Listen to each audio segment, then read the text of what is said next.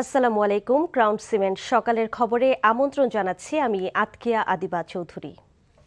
Group পর্বের প্রথম ম্যাচে বড় জয় দিয়ে বিশ্বকাপ শুরু করলো আর্জেন্টিনা। যুক্তরাষ্ট্র থেকে আর্জেন্টিনার জয় নিয়ে সবশেষ তথ্য জানাচ্ছেন কুশল ইয়াসির। আমরা এখন অবস্থান করছি United states tennis association new ইয়র্কের একটি স্টেডিয়ামে। এই স্টেডিয়ামে ফিফার অফিসিয়াল ফ্যান জোনে কিন্তু আর্জেন্টিনার যে সমর্থকরা তারা উপস্থিত হয়েছেন এবং 40 ছুঁই লিওনেল মেসির পা থেকে হ্যাটট্রিক দেখেছেন তারা এবং উচ্ছ্বাস প্রকাশ করেছেন। তাদের কথা যে আর্জেন্টিনা টিম বর্তমান চ্যাম্পিয়ন, তারা চ্যাম্পিয়নের মতোই কিন্তু এই বিশ্বকাপটা শুরু করেছে। শুরু থেকে শেষ পর্যন্ত তারা আলজেরিয়াকে কিন্তু বড় ধরনের কোনো সুযোগ করতে দেয়নি এবং শুরুর দিকে যে দুটি সুযোগ আলজেরিয়া পেয়েছিল সেটি কিন্তু অফসাইড হয়েছে এবং শেষ পর্যন্ত কিন্তু আর্জেন্টিনা দাপটে একটি জয় নিয়ে বিশ্বকাপের যাত্রা শুরু করেছে এবং বিশ্বকাপের যে গ্রুপ পর্বে দুটি ম্যাচ রয়েছে ডালাসে, এই দুটি ম্যাচেও আর্জেন্টিনা দল আরও বেশি ভালো করবে এমনটাই প্রত্যাশা করছেন দর্শকরা। এদিকে বিশ্বকাপের প্রথম ম্যাচে পছন্দের দলের দাপুটে জয়ে উচ্ছ্বাসে ভাসছে আর্জেন্টিনা শিবির। ঢাকা বিশ্ববিদ্যালয়ের টিএসসিতে বড় স্ক্রিনে খেলা দেখে উল্লাসে ফেটে পড়েছেন মেসির ভক্তরা। বিশ্বকাপের শুরুতেই বড় জয়কে হর্ষধ্বনি দিয়ে উদযাপন করলেন আকাশী জার্সির হাজারো সমর্থক। মহাতারকা মেসির হ্যাট্রিকে আনন্দ বাঁধ মানছে না তাদের। মাঠের পারফরমেন্সে সন্তুষ্ট সমর্থকরা স্বপ্ন দেখতে শুরু করেছেন আরেকটি স্মরণীয় বিশ্বকাপ অভিযানের।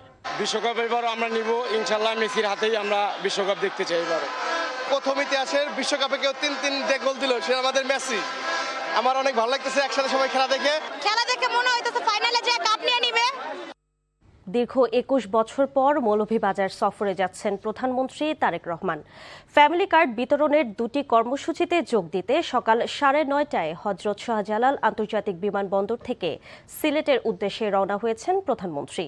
সিলেট ওসমানী বিমানবন্দর থেকে তিনি সড়ক পথে শ্রীমঙ্গলে যাবেন। দুপুর 1টায় শ্রীমঙ্গলের ভিক্টোরিয়া উচ্চ বিদ্যালয় মাঠে 155টি পরিবারের মধ্যে ফ্যামিলি কার্ড বিতরণ করবেন তিনি।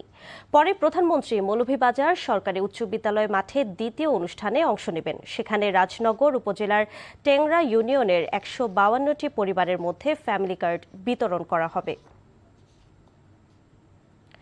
মৌলভীবাজার সরকারি উচ্চ বিদ্যালয় মাঠে আছেন আমাদের স্টাফ করেসপন্ডেন্ট উমেদ আলী। সরাসরি চলে যাচ্ছি তার কাছে।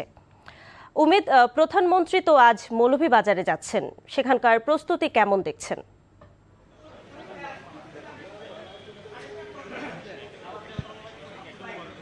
হ্যাঁ আদিবা, এখানে প্রধানমন্ত্রীর আগমন উপলক্ষে সকল ধরনের প্রস্তুতি সম্পন্ন হয়েছে। মঞ্চ সাজানো, দর্শক সারি সব কিছুই সম্পন্ন হয়েছে। আপনি জানেন শাহজালাল আন্তর্জাতিক বিমানবন্দর থেকে সকাল 9:30টায় প্রধানমন্ত্রী রওনা করেছেন আর কিছুক্ষণের মধ্যে সিলেট ওসমানী বিমানবন্দরে তিনি অবতরণ করবেন এবং সেখান থেকে সরাসরি সড়ক পথে তিনি শ্রীমঙ্গল পৌঁছাবেন এবং শ্রীমঙ্গল পৌঁছে সেখানে ফ্যামিলি কার্ড বিতরণ শেষে সেখানে প্রধান অতিথির বক্তব্য রাখবেন। আর তারপর শ্রীমঙ্গল থেকে মৌলভীবাজার সড়কপথে আসবেন এবং আমি যেখানে দাঁড়িয়ে আছি মৌলভীবাজার সরকারি উচ্চ বিদ্যালয় মাঠে, সেখানে তিনি আবারও ফ্যামিলি কার্ড বিতরণ করে প্রধান অতিথির বক্তব্য রাখবেন। এই ছিল এখানকার সর্বশেষ অবস্থা। জানছিলাম প্রধানমন্ত্রীর মৌলভীবাজারের সফরের খবর। আধুনিক ও স্বনির্ভর কৃষি ব্যবস্থাপনায় চালু হওয়া কৃষি কার্ডে প্রান্তিক চাষিদের প্রণোদনা, ঋণ ও ভর্তুকি সহজ হবে বলে মনে করছে সরকার। এই প্রকল্পকে কৃষি অর্থনীতিতে নতুন দিগন্তের সূচনা হিসেবে দেখছেন কৃষকরা। ঝিনাইদহ প্রতিনিধি মিজানুর রহমানকে সঙ্গে নিয়ে ওবায়দুল্লাহ মামুনের প্রতিবেদন। ছবি তুলেছেন জহিরুল ইসলাম।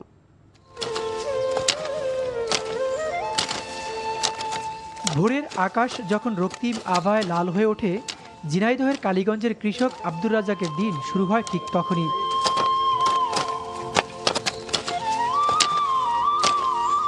লাঙ্গল, নিড়ানি আর কোদালের সুনিপুণ ব্যবহারের ফলে সোনার ফসল। ঋতু বদলায় কিন্তু তার 5 বিঘা জমিতে ফসলের হাসি থামে না। এই জনপদে বন্যার ছোবল নেই, তাই 12 মাসই এখানে চলে সবুজের উৎসব। তবে এই গল্পের আড়ালে আছে দীর্ঘশ্বাস আর লড়াইয়ের ধূসর পাণ্ডুলিপি।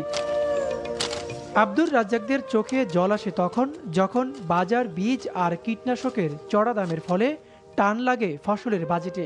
তারা জানেন না কখন কোন বীজে মিলবে অধিক ফলন, কিংবা হাড়ভাঙা খাটুনির ফসল কোথায় বিক্রি করলে মিলবে ন্যায্য মূল্য। কৃষি অফিসের বারান্দা কিংবা প্রশিক্ষণের কক্ষগুলো যেন তাদের কাছে আজও এক অচেনা গোলক ধাঁধা। আমরা বেশি সমস্যার ভিতরে থাকি যখন ওই বীজ কিনতে যাই, কথা বুঝলেন, তখন অত্যাধিক দাম। 1 কেজি ভুট্টা বীজের দাম 850-900 টাকা করে কিনতে হয়, কিন্তু যখন আমরা বিক্রি করতে যাই তখন 1 মনে এই দামে বিক্রি করতে হয়। কিছু ট্রেনিংও যদি আমাদেরকে দেয় তাহলে সেখানে আমরা একটু বাস্তবসম্মত উপকার পাবো। নিরাশার এই ধূসর জমিনে এখন নতুন এক স্বপ্ন হয়ে এসেছে নতুন সরকারের প্রতিশ্রুতি কৃষি কার্ড। কৃষকদের আত্মনির্ভরশীল করার এই মহাপরিকল্পনা যেন এক আশার প্রদীপ। যদিও গ্রামীণ কৃষিজীবীদের মাঝে এই কার্ড নিয়ে কিছুটা ধোঁয়াশা আছে, তবুও রাজ্জাকদের মতো প্রান্তিক কৃষকরা বুক বাঁধছেন নতুন স্বপ্নে।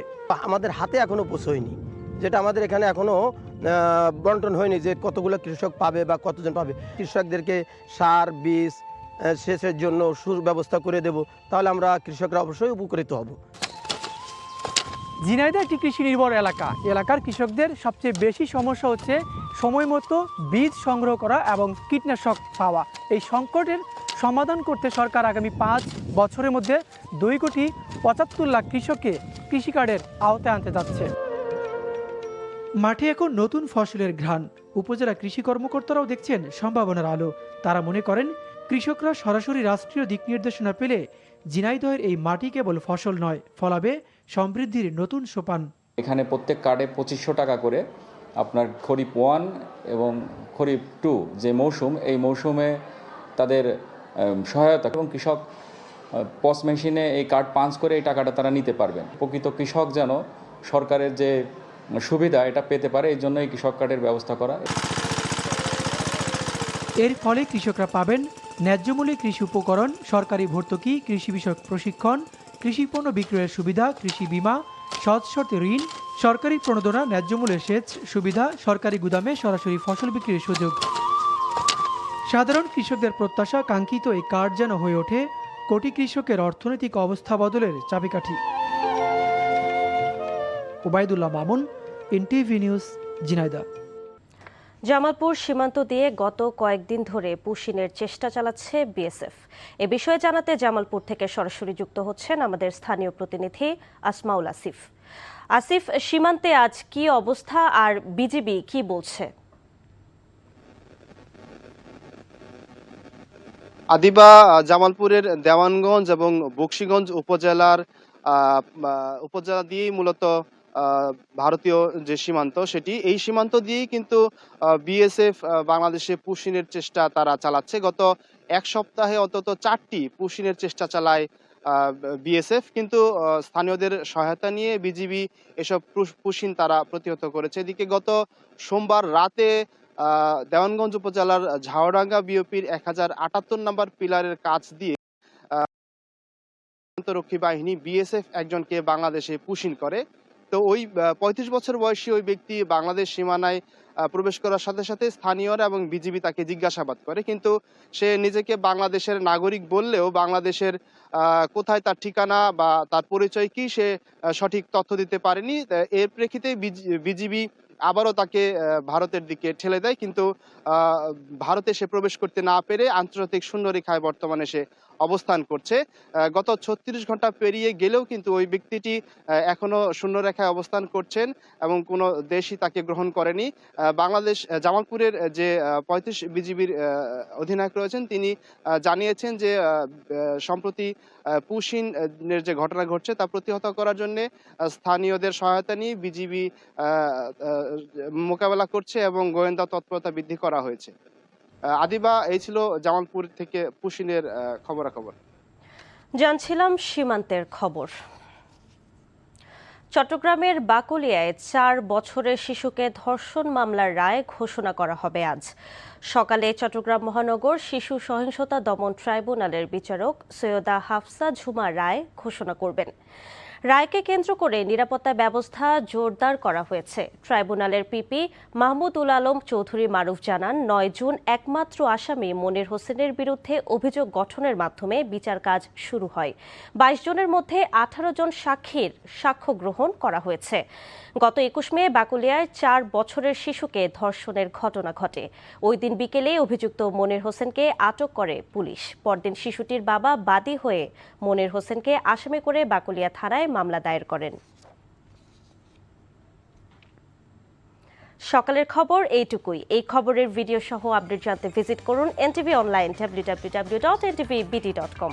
এছাড়াও এনটিভির জনপ্রিয় সব অনুষ্ঠান ও খবরের আপডেট জানতে ভিজিট করুন আমাদের ইউটিউব ও ভেরিফাইড ফেসবুক পেজ। 12টায় মধ্যাহ্নের খবর দেখার আমন্ত্রণ রইল। ধন্যবাদ সবাইকে।